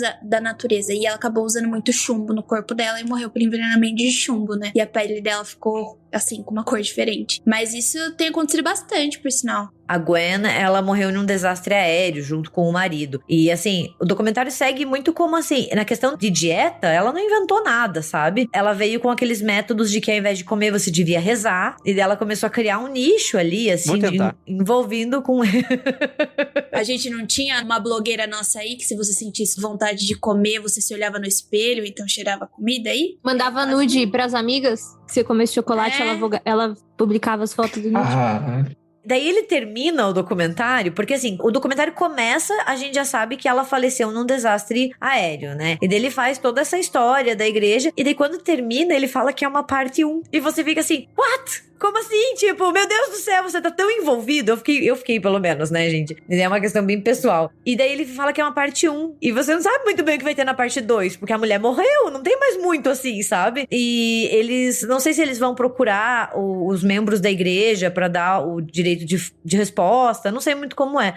Mas é muito, muito bom. Eu assisti, assim, sem dar nada. E eu assisti os 5 episódios numa sentada, porque eu precisava saber o que tava acontecendo. É muito interessante, assim, de verdade. Gente, vocês assistiram o golpista do Tinder? Tá numa vibe, né? Eu ia comentar isso agora. Não é o primeiro golpista. Teve também o da vegetariana, de um restaurante, que não tem nada a ver com ser vegetariana.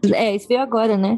Mas tá vindo numa onda muito grande de documentários sobre golpistas. Tá vindo bastante coisa. É, aquele Criando Ana, né? Como é que é o nome? Tem um negócio desse? Inventando Ana.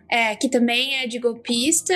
Tô achando bem interessante. Não, Inventando Ana não vejo problema, não. O lance do que eu gosto do golpista do Tinder é que você começa achando que é um picolé de limão. A gente pode falar de outros Pode, claro. Aqui. Pô, mandar um beijo pra Deia do Não Inviabilista. Um beijão pra Deia Freitas. Salvou meu namoro várias vezes já, porque às vezes a gente não tem assunto e a gente escuta. Então, assim, você começa assistindo, se você não sabe nada, você acha que o golpista do Tinder é só um picolé de limão. O cara vai, sei lá, pedir pra você bancar ele em Portugal. E aí o negócio vai ficando gigante. Então, assim, eu acho bizarro. Tem uma parte de mim fica meio, não é possível que alguém caiu numa dessas. Só que, cara, é perfeito.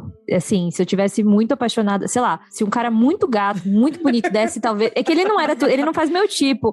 Mas se um cara muito, muito, muito bonito, sei lá, Alexander Skarsgård me pede $10 mil, eu vou dizer não.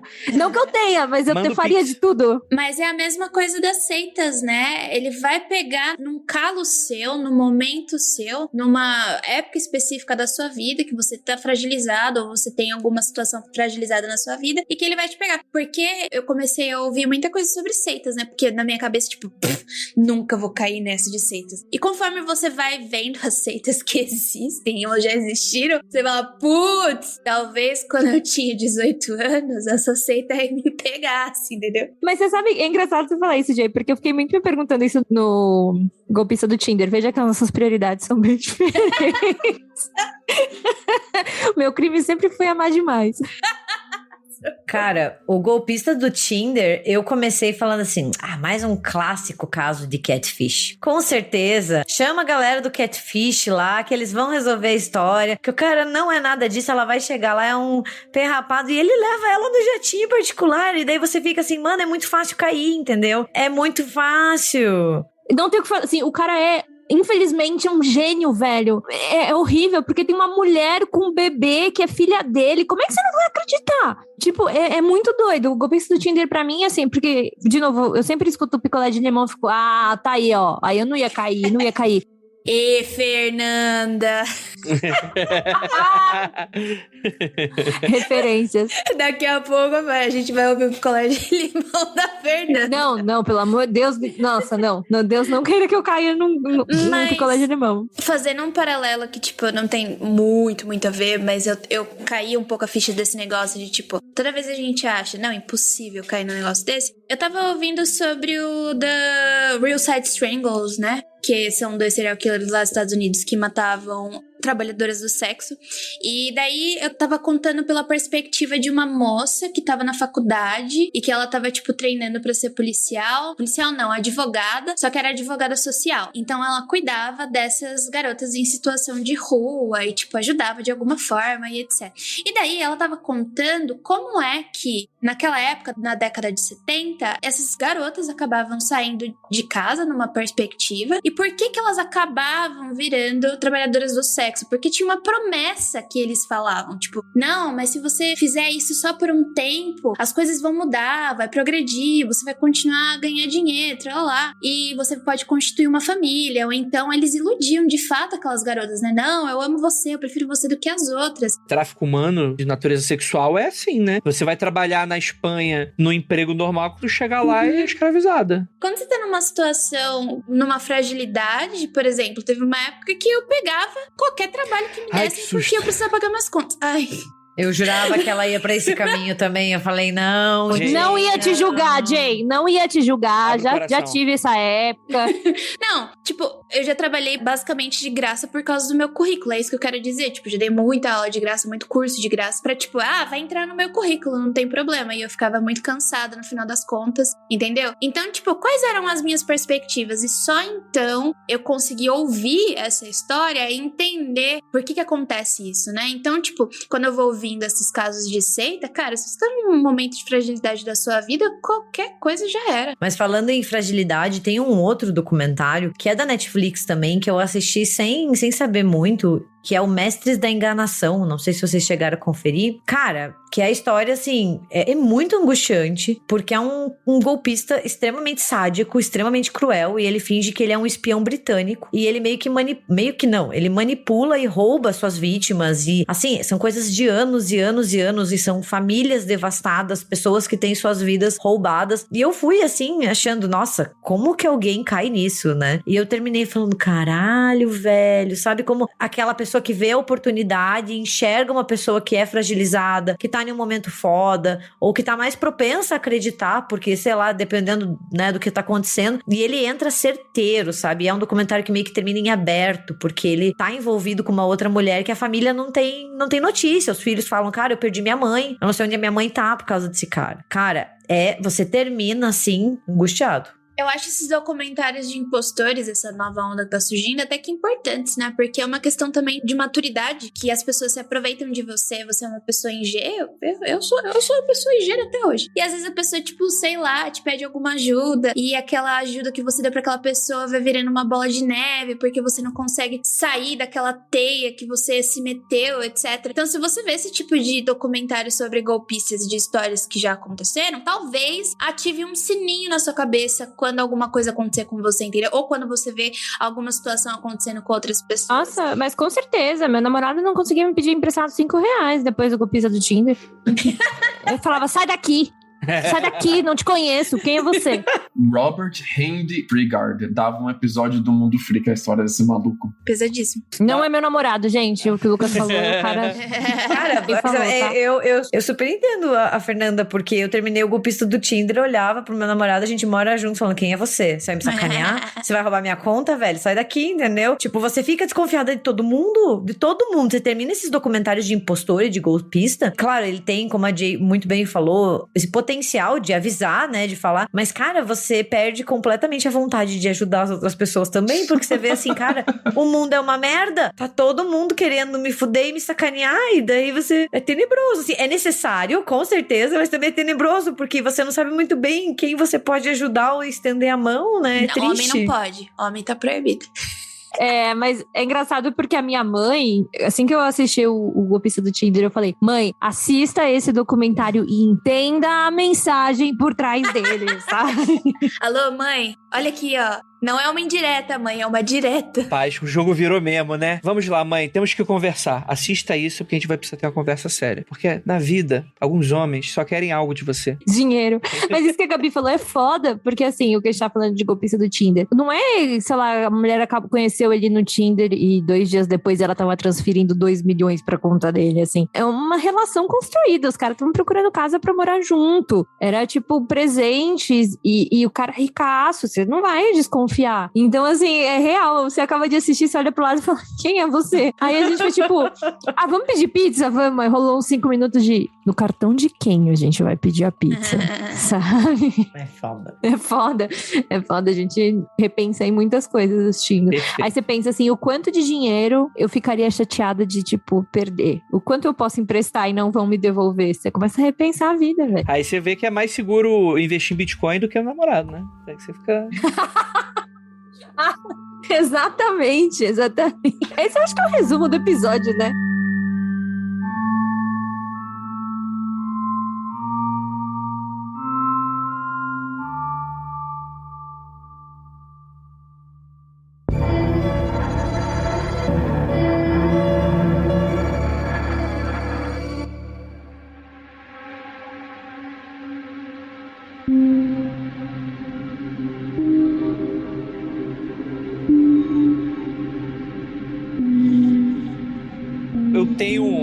Eu tenho um tópico pra puxar aqui com vocês. Muito importante. Eu quero muito que vocês prestem atenção na Jay enquanto eu vou falando, porque eu quero ver vocês acompanharem em tempo real esse documentário da esperança saindo de seus olhos e o brilho do olhar se esvaindo como lágrimas na chuva. Porque é o seguinte, assim como na locadora você tinha a área proibida, aqui nesse episódio também tem uma área proibida e eu queria falar sobre um assunto muito específico, que é a pauta anterior que a gente nunca vai gravar. A gente não pode falar dessa pauta. O que tinha nessa pauta? A gente precisa falar. É necessário, Jay. Segura na minha mão. Eu vou falar então, porque eu assisti os documentários daquela pauta. Vamos lá, eu tô curiosa. Não, calma. Eu também quero saber, vocês estão fazendo suspense?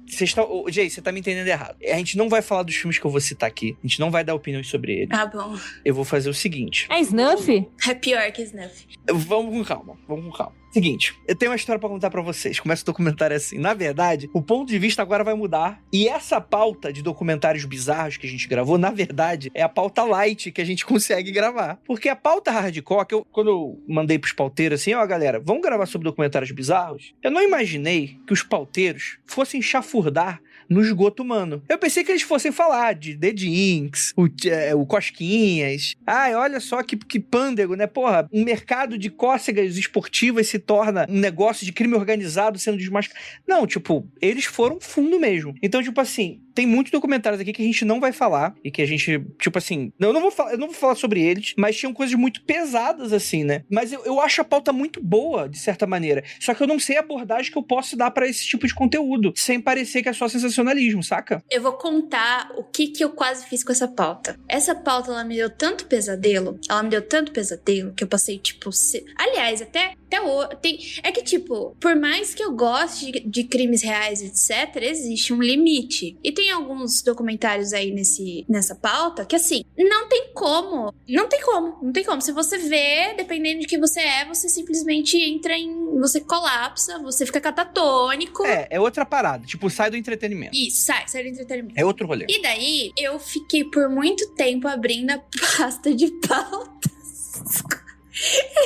e olhando aquela pauta e falando, eu vou excluir essa pauta. Ela queria excluir sem me avisar. E sem falar pro dono da pauta. E se alguém perguntar o que aconteceu com a pauta, eu digo que eu não sei. E daí ninguém nunca vai precisar tocar. Dá de louca.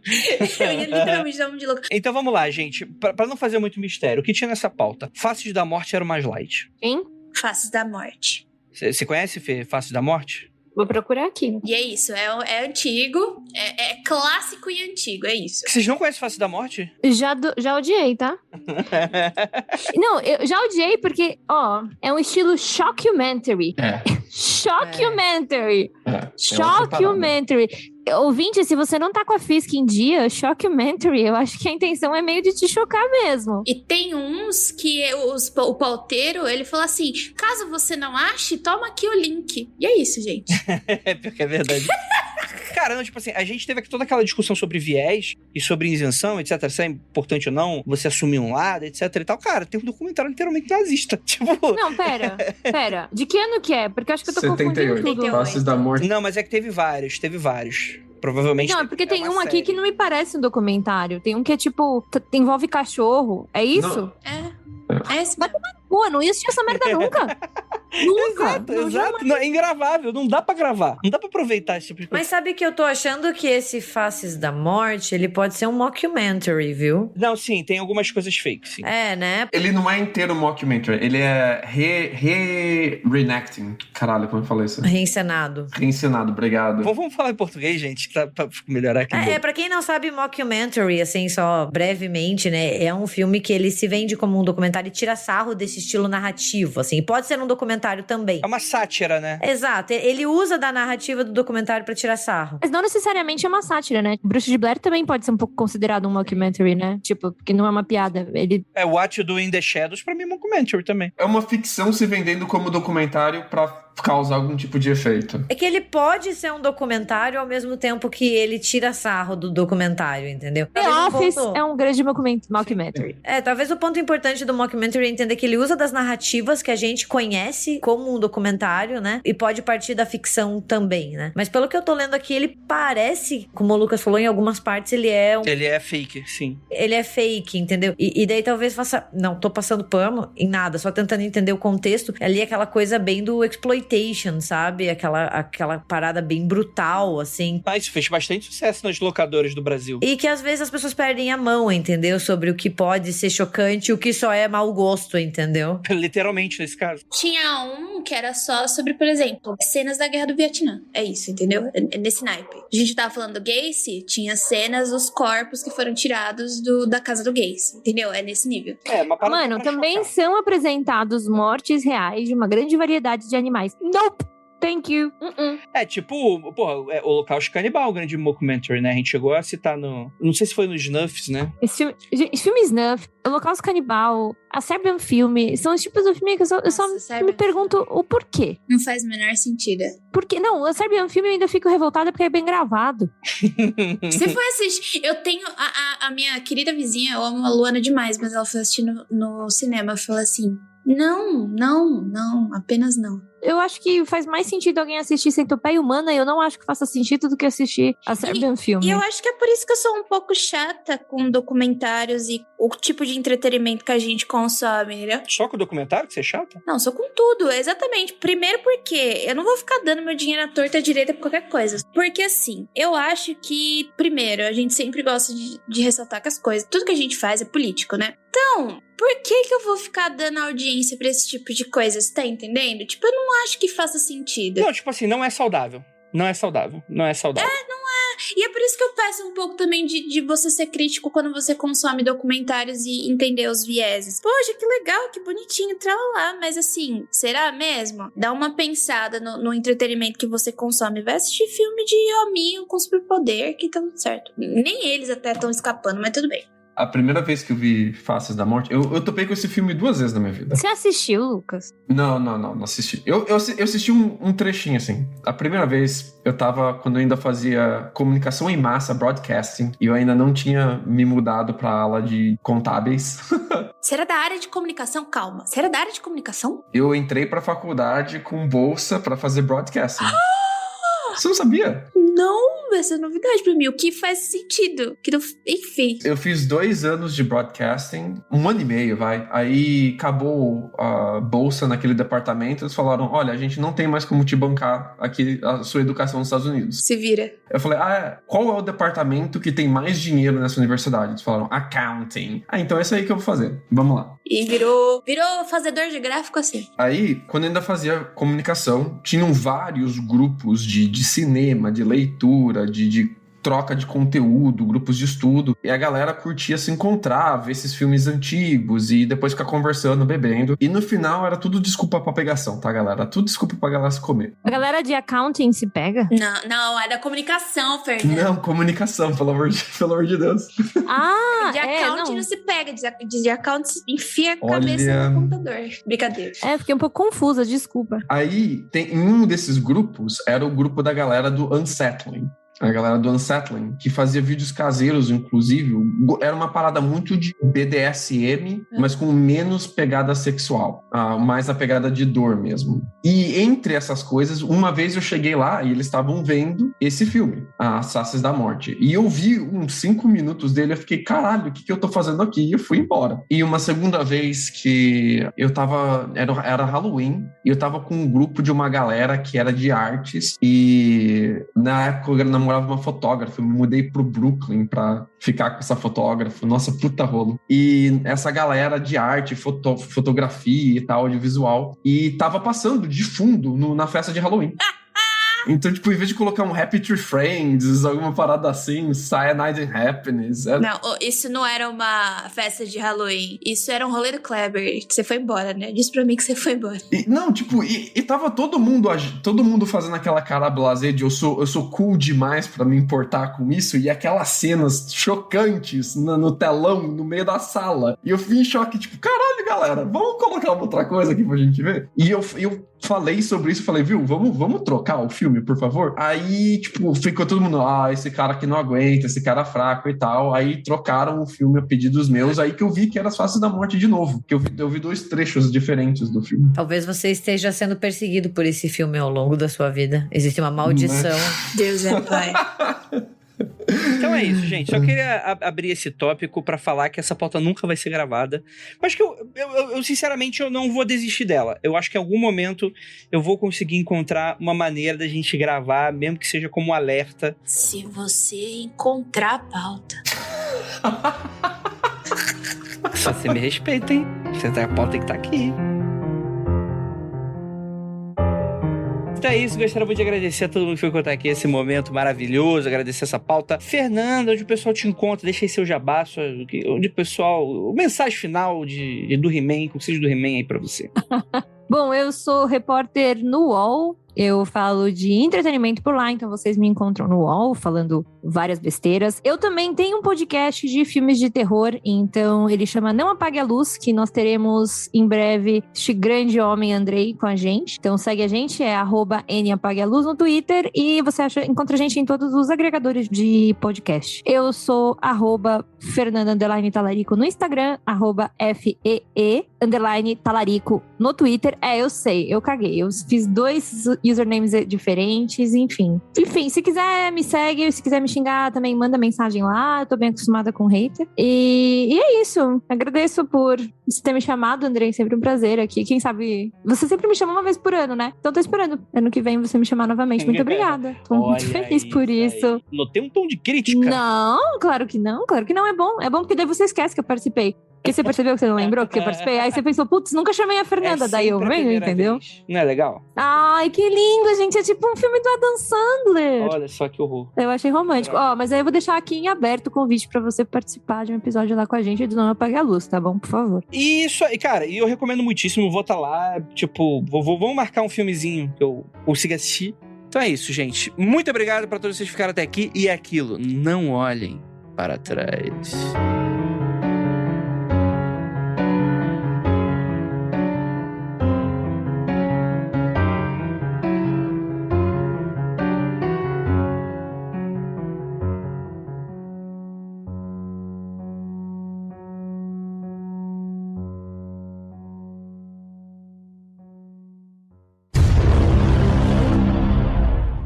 Gente, eu sofri um acidente hoje. Vocês têm que Ah, ser é? legais comigo. Eu sofri um acidente que eu mesma causei em mim mesma. Eu fui fechar o porta-mala da porta-mala do carro, eu fechei na minha cabeça. Doeu muito, vocês não têm ideia. Queria muito tá Como filmando. doeu. Ai, eu tava sozinha, e daí eu só comecei a cair umas lágrimas, Olha. assim, tipo de humilhação. E daí eu subi em casa, o Matheus olhou pra mim e comecei a chorar que nem um bebê. Tadinha. Beijinho na testa. Desculpa. Agora pode trabalhar. O Lucas. Eu tive que descer para fazer a segunda viagem para pegar o resto que eu deixei lá embaixo. Comecei a ficar tonta no elevador. Falei assim, será que eu sofri Caralho, algum bicho, traumatismo craniano. Sua testa Puta sangrando. merda, velho. Ela chegou a Carrie no apartamento, né? Chorando. Tem um tom de denúncia, porque o Andrei, ele não assiste os filmes, sabe? É um problema. Se a gente convida eles pro a gente convida ele pro podcast, ele não assiste os filmes, sabe? Pô, ô Gabi, eu juro pra você, me chama mais uma vez que vai dar tudo certo. Não, nunca mais. Ah, é? Você queimou as pontes. Você quer mais? Mas é o que eu gosto de fazer. Me faz um pix que eu te amo. Gabi é muito ingrata, né? Tá aqui toda semana no Mundo Freak. E daí.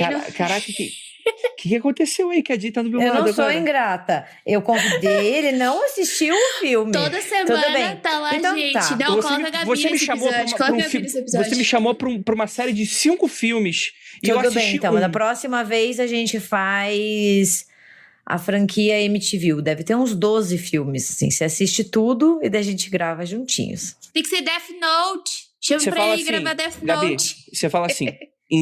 Me chama pra gravar sobre o filme Death Note. Eu juro pra vocês que eu passo uma Tá hora bom. defendendo. Naruto. Eu quero gravar sobre Naruto. Não, vamos. Death Note, vem comigo no Não Apague a Luz de Death Note, vamos? Vamos, pô. Vamos. Não, fechado, já tá fechado. Eu vou mandar aqui e é isso. Cara, é um filme muito. As pessoas não entenderam Death Note, assim como não entenderam Matrix 4.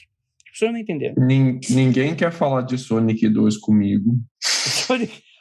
Ai, eu amo! Eu amo. Muito Sonic bom. 2 é perfeito. É perfeito. Eu tive um surto. E aquilo, não olhem para trás, porque você vai ver a face da morte da Jay com os olhos. Vai tá eu lá pagando aquela pauta. Não olhe pra trás mesmo. Tá lá eu. Tchau, pauta. mundofreak.com.br